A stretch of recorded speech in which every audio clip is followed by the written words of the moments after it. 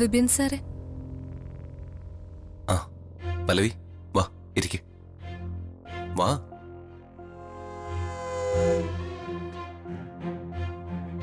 പല്ലവി, എനിക്ക് നിന്നോട് ഒരിക്കലും ഒരു വിരോധം തോന്നിയിട്ടില്ല. ദാ ഈ നിമിഷം വരെ.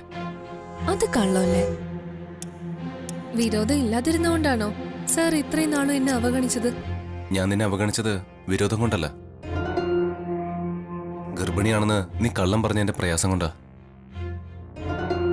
നീ നിന്റെ അഭിമാനം പോലും മറന്ന് ചെയ്യാത്ത കുറ്റത്തിന് എന്നെ പ്രതിയാക്കിയപ്പോ എനിക്കത് സഹിച്ചില്ല.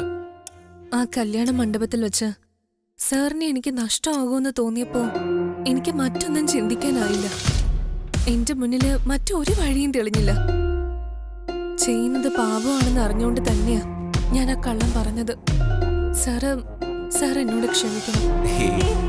താനതൊക്കെ മറന്നേക്ക്. എനിക്കിപ്പോ തന്നോട് ഒരു തരി പോലും അലോഹിയില്ല.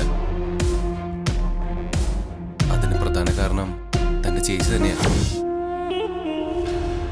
തനിക്ക് എന്നോടുള്ള അതിര് കടന്ന സ്നേഹം കൊണ്ടാണ് താൻ അരുതാത്തത് ചെയ്തു പോയെന്ന് പാർവതി നല്ലോണം എന്നെ പറഞ്ഞ് ബോധ്യപ്പെടുത്തി. താൻ തീരെ ഇന്നസെന്റ് ആണെന്ന് പാർവതി പറയുമ്പോഴാ സത്യത്തിൽ ഞാൻ അറിയുന്നത്.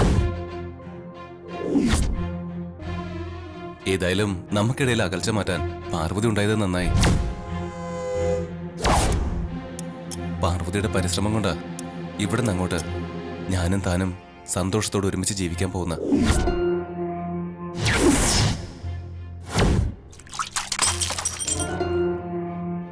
പല്ലവി, താൻ എന്തേ കാണിച്ചത്? തനിക്ക് എന്താ പറ്റിയത്?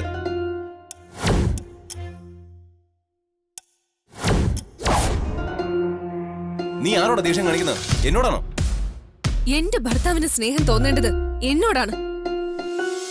എന്നെയാണ് നിങ്ങൾ സ്നേഹിക്കേണ്ടത്. ഒന്നാകേണ്ടത് നമ്മുടെ മനസ്സുകളാ. അത് സാറിന് സ്വയം തോന്നണം. അല്ലാതെ ചേച്ചി പറഞ്ഞതുകൊണ്ട് മാത്രം ഒരു ചടങ്ങിന് വേണ്ടി എന്നെ ഭാര്യയായിട്ട് സ്വീകരിക്കല്ല വേണ്ടത്. പല്ലവി, നീ എന്തിനാ ഇങ്ങനെ തെറ്റിദ്ധരിക്കുന്നത്?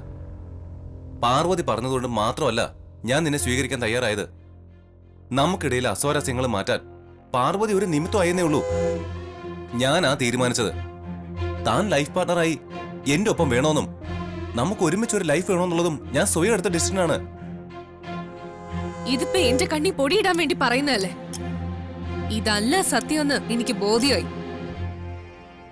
പാർവതിയെ പ്രീതിപ്പെടുത്താൻ വേണ്ടി സാർ ഒരു അഡ്ജസ്റ്റ്മെന്റിന് തയ്യാറായി. ഒരു നാടകം. പല്ലവി, നിന്നെ എന്ത് പറഞ്ഞാ ഞാൻ ബോധ്യപ്പെടുത്തേണ്ടത്? എന്നെ ഒന്നും പറഞ്ഞ് ബോധ്യപ്പെടുത്തണ്ട. പാർവതിക്ക് വേണ്ടി കോംപ്രമൈസിന് തയ്യാറായ സാറിനോട് എനിക്ക് പുച്ഛം, പരമ പുച്ഛം. ഇനി നിന്നോട് സംസാരിച്ചാ ഞാൻ നിയന്ത്രണം തെറ്റ് എന്തെങ്കിലും ചെയ്തു. നീ നന്നാവില്ല പല്ലവി, ഈ ജന്മത്തിൽ നന്നാവില്ല.